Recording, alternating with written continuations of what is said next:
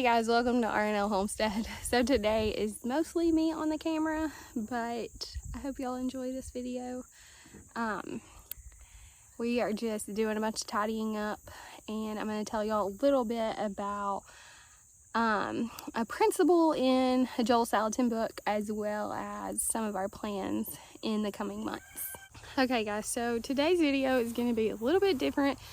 Nathan had Bible study with his men's group this morning, so they had breakfast, and Ty got out early, knocked out the chores while I got ready, did some stuff inside. So right now we are just going to start chipping away at cleaning up some stuff. We already started in front of the camper right here. I got all of these jars I got to get washed, so I got to get all of these jars cleaned. Some of them I'm going to use to can some chicken broth.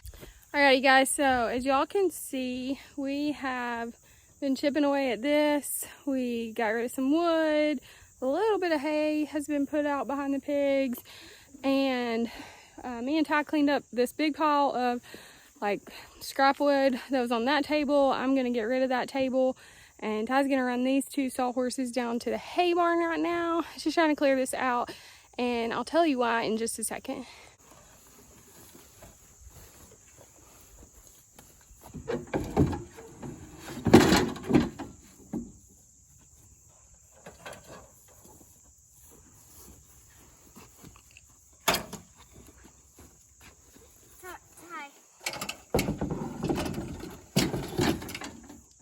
Okay, y'all gonna run that to the hay barn? Yep.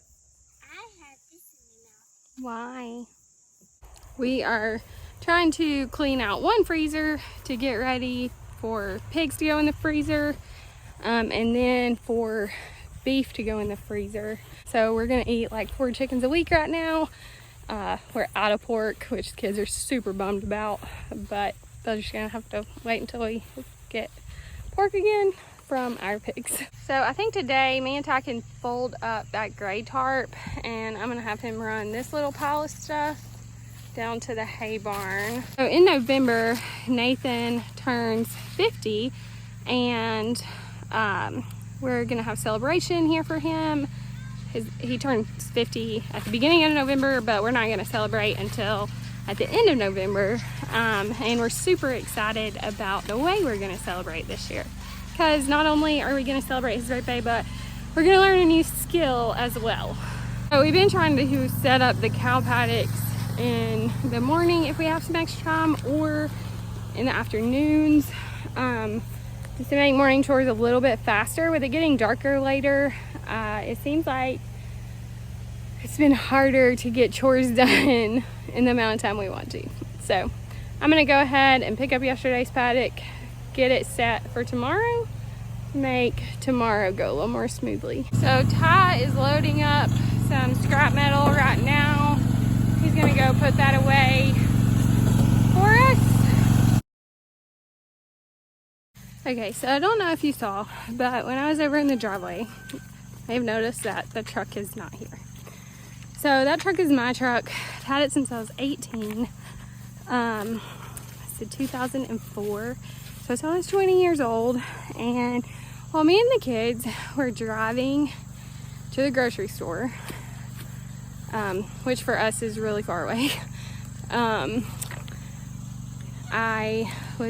had gotten off to go meet somebody to get something, and was getting back on the interstate, and my steering column, I don't know, not steering column, I don't know, something fell out.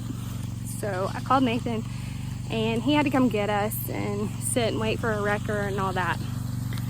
But that was not really a big deal. The issue is when it started going out and I had to pull over, there was a lady that was walking up to the truck while I was on the side of the road on the on-ramp. So this lady was like walking up toward the truck, but I didn't really think anything of it. I mean, in all honesty, she like looked harmless.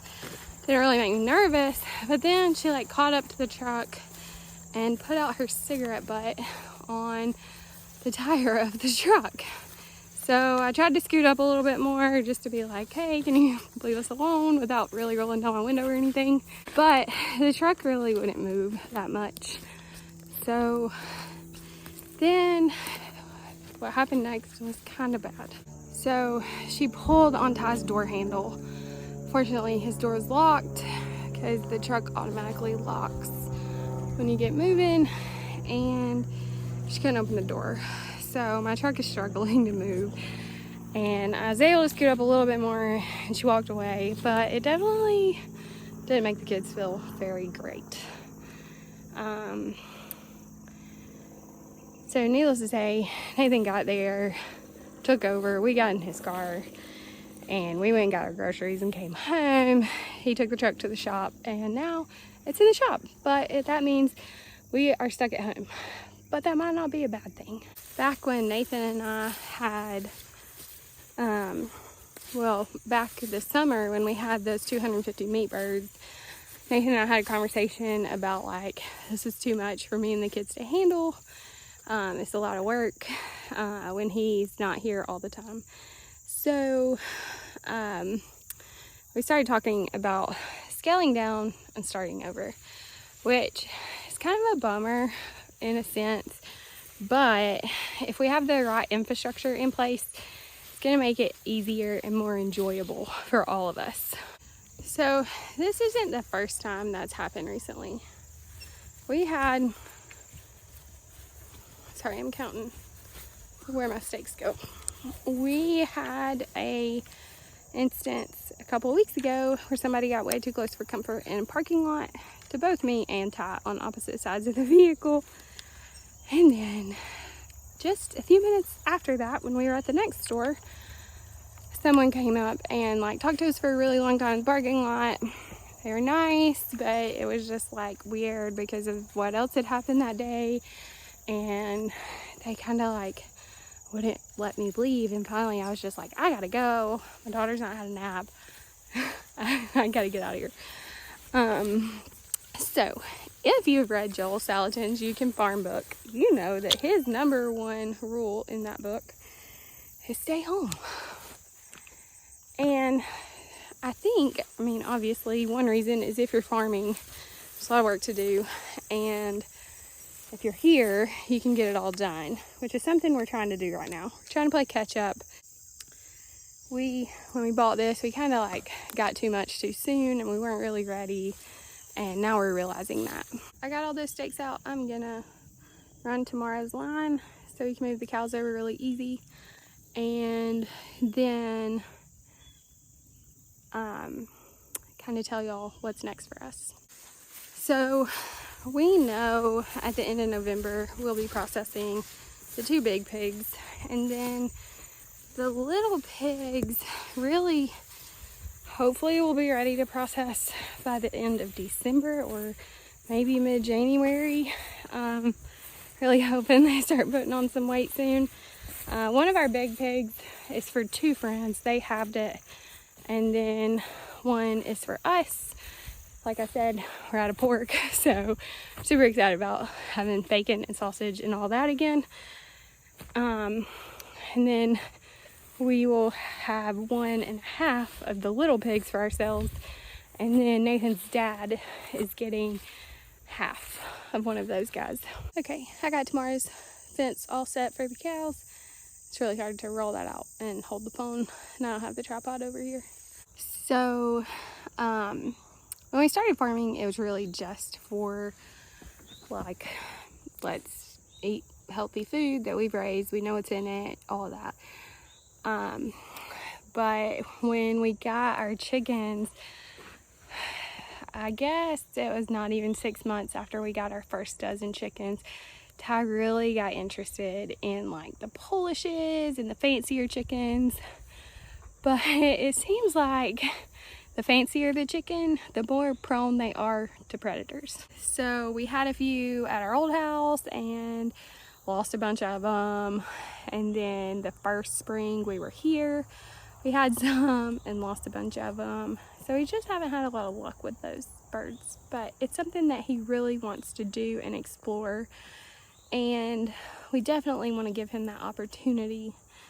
So this year we figured out it was better to have those birds, which are like the Polishes, and I think they're generally more tropical, like they like the warmer climate. So we're on a mountain and it's not super cold because we're in Georgia, but it's cold enough, I guess, that in March those birds don't survive well. So we figured hatching them in the summer, like in June and July, was the best for us where we're located. I also has big dreams to like add things like peacocks and fancy ducks, all of that stuff. I don't even know what they are, but he just shows me lots of pictures of fancy birds that he eventually wants to add. And so we next spring are gonna try to start exploring some of that. We're not really sure what that looks like yet, but we're hoping to let him have a few things that are different, that are not just for food, where most of what we have right now is solely for just feeding our family. I'm gonna check everybody's water really quick since I didn't help with chores. I did the big pigs, but Ty really did the rest, so make sure these little pigs still have water because they just started flipping their water. So with Joel Salatin saying that staying home is like the #1 rule, obviously you're allowed to get a lot more done if you're here. So things like clearing all of our forests to make more pasture obviously takes a lot of time, and if we're here more, we're gonna have more time to do that. So I don't think being stranded without the truck for probably somewhere around a week is gonna be too bad. But the other component of staying home is we don't run into issues like we did the other day or even the week before. And I think we might start just going out with Nathan a little bit more than going out on our own. We recently read Tim Ferriss's book called The 4-Hour Workweek, and you know, he talks about automation and doing everything like on a schedule and having things delivered and having help and stuff like that. So I think I'm gonna start like having our groceries delivered here, so I don't have to spend an hour and a half driving to town and back to just get our groceries for the week. And that's gonna help me have more time here to accomplish the things that we need to get done. So it looks like Ty watered everybody. Everybody over here is good. Those chickens are good. Pigs are good. So I think we're just going to start implementing some of those processes so we can get more accomplished here faster, and then kind of see how things go. I'm only going to need this water hose when the cows go to the back pasture in a few days. So I'm going to drag it up here so we know where it's at.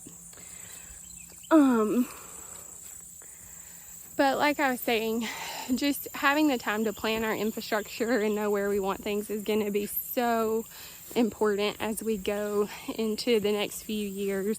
There's a lot of infrastructure we need to add.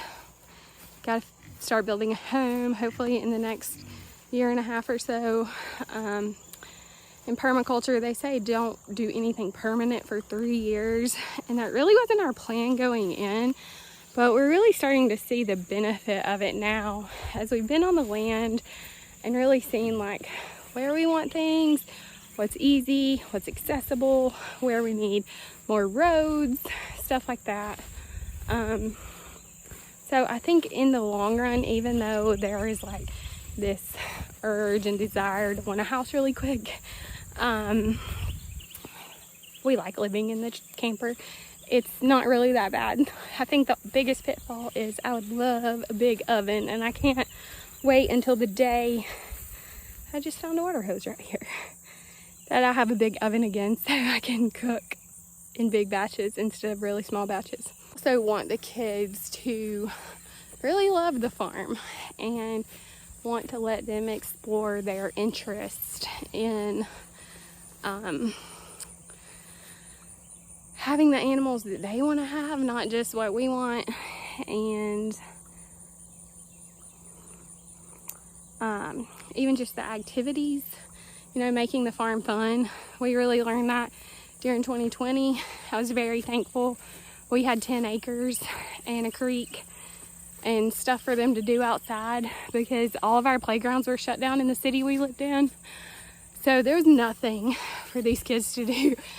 And we would have went crazy just at home as much as they love the outdoors. So I think it's really important to have stuff on the farm that will keep them busy and entertained and all that. Dragging that hose uphill definitely leaves you out of breath. So we can't wait for y'all to like follow along, especially these next probably like 6 months or so, as we reduce our livestock and then work towards getting more infrastructure to make farming a lot easier. And then Ty's shooting off fireworks. If you hear that in the background, that's what's going on right now. And then as we just make preparations for all the new and exciting and building a house, and whatever else ends up coming out of this.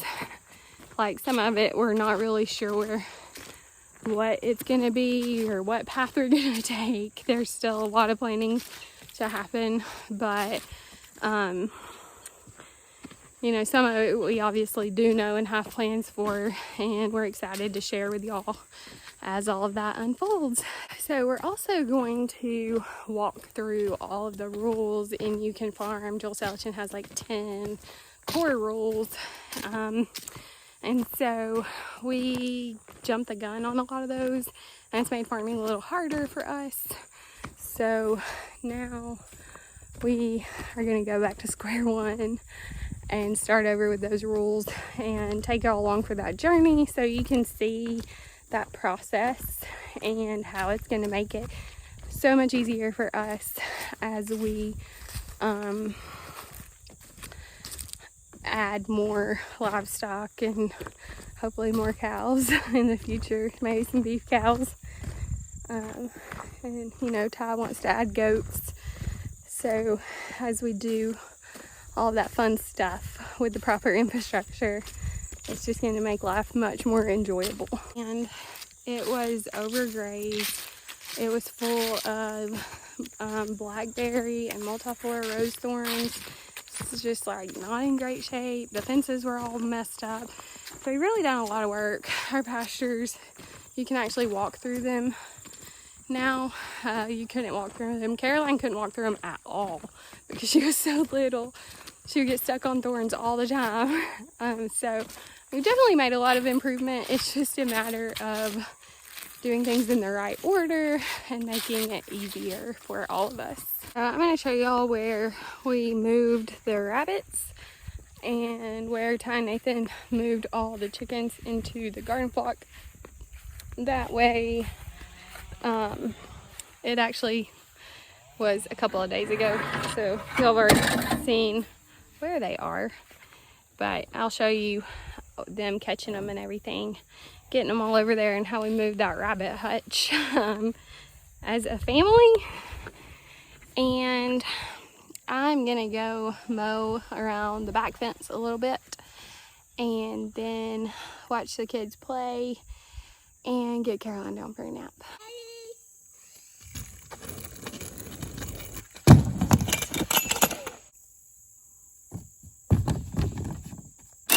We're going to be putting on these boards. That way, it can make it a little bit easier because this is pretty heavy. So, we're going to put the boards on and then we'll see if we can lift it and start walking it over to the garden flock. Alrighty guys, so we got it all ready. So, now we're all going to get on these boards and start bringing it over there. 2, 3, go!